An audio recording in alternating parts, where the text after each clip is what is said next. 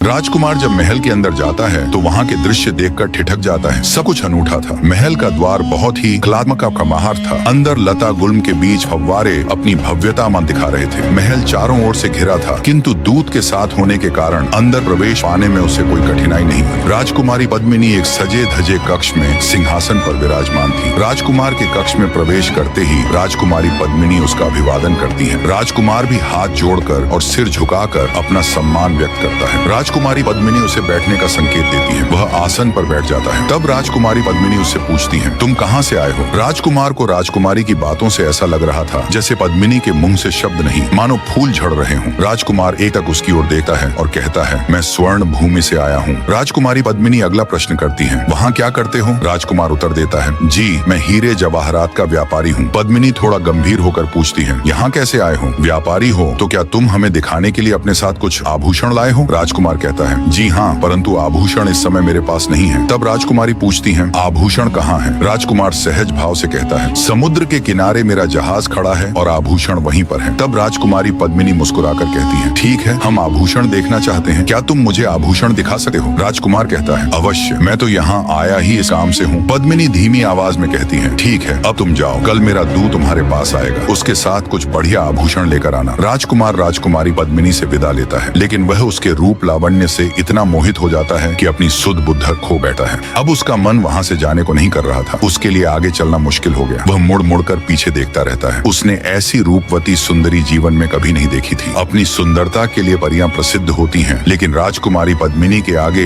वे भी पानी भरती थी। चारों दिशाओं में राजकुमारी पद्मिनी की ख्याति ठीक ही थी। राजकुमारी पद्मिनी के मोहपाश में फंसा राजकुमार जब अपने जहाज पर आता है तो उसकी आंखों के आगे केवल राजकुमारी पद्मिनी का चेहरा घूम रहा था। उसके अंग प्रत्यंग से सौंदर्य टपक रहा था। राजकुमार की भूख प्यास गायब हो जाती है, नींद उड़ जाती है। बिस्तर पर पड़े पड़े उसकी याद में वह लंबी सांसें लेता रहता है। तभी खड़ाऊं वाले बाबा उसके सामने खड़े उसकी ओर देख रहे होते हैं। राजकुमार उठने की कोशिश करता है पर उससे उठा नहीं जाता। बाबा थोड़ी देर चुपचाप खड़े रहते हैं और फिर बोलते हैं, क्या तुम यहाँ आह भरने के लिए आए हो? अपने उद्देश्य को भूल गए हो? जो व्यक्ति अपने उद्देश्य को भूल जाता है वह पतित हो जाता है। अब तुम आगे की सोचते हुए अपने काम को जल्दी से निपटा लो। ऐसी जगह ज्यादा देर रुकना अच्छा नहीं होता है। कौन जाने क्या मुसीबत सिर पर आ जाए। यह चेतावनी देकर बाबा अंतर ध्यान हो जाते हैं। बाबा की चेतावनी सुनकर राजकुमार सिर झटकर खड़ा हो जाता है, पर राजकुमारी पद्मिनी की खुमारी आसानी से दूर होने वाली नहीं थी। उसका पूरा दिन राजकुमारी पद्मिनी की याद में बीता है। रात का अंधेरा होने वाला था तो वह चौंक पड़ता है। उसे याद आता है कि अगले दिन राजकुमारी पद्मिनी का दूत आने वाला है और उसे अच्छे अच्छे आभूषण लेकर राजकुमारी पद्मिनी के पास